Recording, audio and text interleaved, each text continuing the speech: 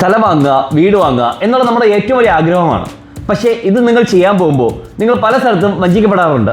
Means പല രീതിയിലുള്ള document നമ്മൾ വെരിഫൈ ചെയ്യാൻ നമുക്ക് അറിഞ്ഞുകൂടാ എന്നുള്ള ഒറ്റ റീസൺ കൊണ്ട് മാത്രമാണ് നമ്മൾ വഞ്ചിക്കപ്പെടുന്നത്. മെയിനായിട്ട് നിങ്ങൾ ശ്രദ്ധിക്കേണ്ട ഒരു 3 ഡോക്യുമെൻ്റ് ഏതാണെന്ന് ഞാൻ പറഞ്ഞുതരാം. 30 ദിവസം 30 ഇൻഫർമേഷൻ. ഡേ 1. ആദ്യം നമ്മൾ ശ്രദ്ധിക്കേണ്ടത് നമ്മുടെ ഇതിൻ്റെ ഒറിജിനൽ ഡോക്യുമെൻ്റ് ഉണ്ടോ, അതായത് അസൽ ആധാരം ഉണ്ടോ നോക്കണം. 2 ഇൻകംബ്രൻസ്, അതായത് ബാധ്യതാ സർട്ടിഫിക്കറ്റ്. 3 എന്ന് പറയുന്നത് കൈ അവകാശ സർട്ടിഫിക്കറ്റ്. ഈ 3 ഡോക്യുമെൻ്റ് പ്രധാനമായിട്ട് ഉണ്ടോ നിങ്ങൾ ചെക്ക് ചെയ്യണം. ചെക്ക് ചെയ്ത ശേഷം മാത്രമേ നിങ്ങൾ അഡ്വാൻസ് കൊടുക്കാൻ പാടുള്ളൂ.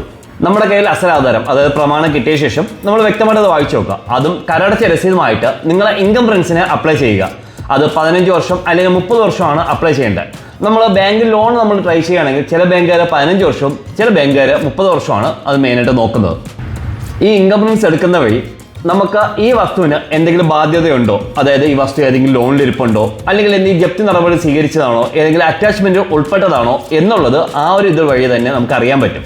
ഇതിനു മുമ്പ് ലോൺ എടുത്തിട്ട് അത് ഒഴിമുറി ചെയ്തിട്ടുണ്ടോ, അത് ഒഴിമുറി ചെയ്യാതിരിക്കുകയാണോ, അതും കൂടെ നിങ്ങൾ മസ്റ്റായിട്ട് ഇൻകംബ്രൻസ് ചെക്ക് ചെയ്യേണ്ടത് ഏറ്റവും അത്യാവശ്യമാണ്. കൈ അവകാശ സർട്ടിഫിക്കറ്റ്, അതായത് പൊസിഷൻ സർട്ടിഫിക്കറ്റ്, ഇത് വില്ലേജ് ഓഫീസിൽ നിന്നാണ് കിട്ടുന്നത്. ഇതുവഴി ഈ വസ്തു ഇപ്പോൾ ആരുടെ പേരിലാണ് എന്നുള്ളത് അറിയാൻ നമുക്ക് സാധിക്കും.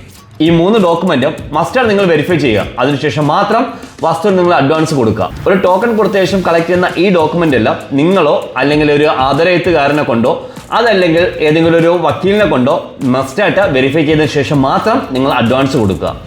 പിന്നെ ഏറ്റവും ബെറ്റർ ലോൺ ഇരിക്കുന്ന പ്രോപ്പർട്ടിയാണ് നിങ്ങൾ കളക്ട് ചെയ്യുന്നതെങ്കിൽ ആൾറെഡി ഈ ഡോക്യുമെന്റ് എല്ലാം അതിൽ പക്കയായിരിക്കും. ഇതുപോലുള്ള പുതിയ വീഡിയോസിന് വേണ്ടി മറക്കാൻ ഞങ്ങളെ ഫോളോ ചെയ്യുക. പുതിയൊരു ഇൻഫർമേഷനുമായിട്ട് നാളെ ഞാൻ നിങ്ങളുടെ മുന്നിൽ എത്തുന്നതായിരിക്കും. Thanks for watching.